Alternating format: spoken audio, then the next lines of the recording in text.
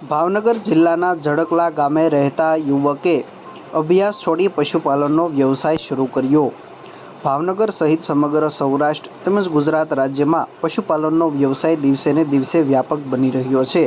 લોકો પશુપાલનના વ્યવસાય થકી સારી એવી આવક મેળવી રહ્યા છે।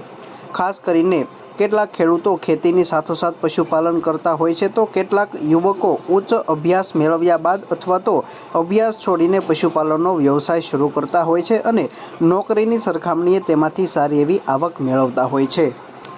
મારું નામ રાજુભાઈ જયંતિભાઈ કાછેલા, ગામ ઝડકલા, તાલુકો જેસલ, જિલ્લો ભાવનગર।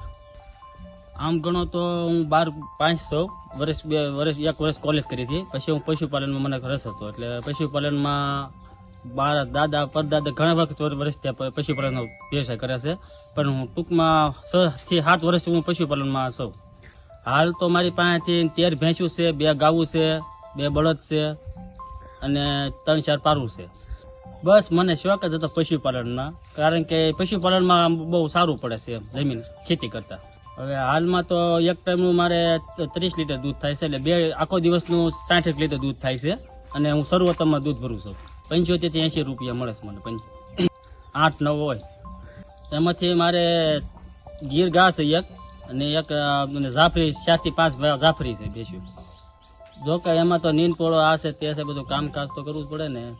જો કે સવારે વહેલા 5:30-6 વાગે ભેંસ દોવાનો ટાઈમ હોય, એમાં ખાંડ બાણ દઈ દેવાનું હોય, પછી પાઈ લેવાના, પછી નીંદ પૂળો વાઢી લેવાનું, ખવડાવવાનું, પછી 10 વાગે નીંદ પૂળો કરવાનું, પાછા પાય કરી, પાછા બપોરે 3-4 વાગે, પછી 6 વાગે, પાછા સાંજે દોઈ કાઢીને પાછા નીંદ પૂળો કરી લેવાનું।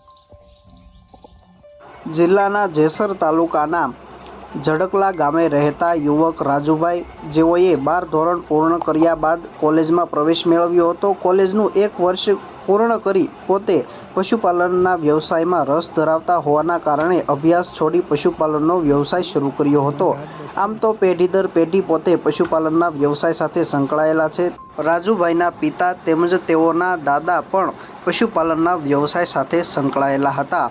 હાલ યુવા પશુપાલક પાસે 13 થી 14 જેટલી ભેંસો છે અને 2 ગીર ગાયો રહેલી છે, જેના થકી રોજના માટે એક ટાઈમનું 30 થી 35 લીટર જેટલું દૂધ થાય છે, જ્યારે બંને ટાઈમનું દિવસ દરમિયાન 60 થી 70 લીટર જેટલું દૂધ ઉત્પાદન થાય છે, જે ડેરીમાં ભરવામાં આવે છે, જ્યાં તેઓને 70 રૂપિયાથી લઈને 80 રૂપિયા સુધીનો ભાવ મળે છે।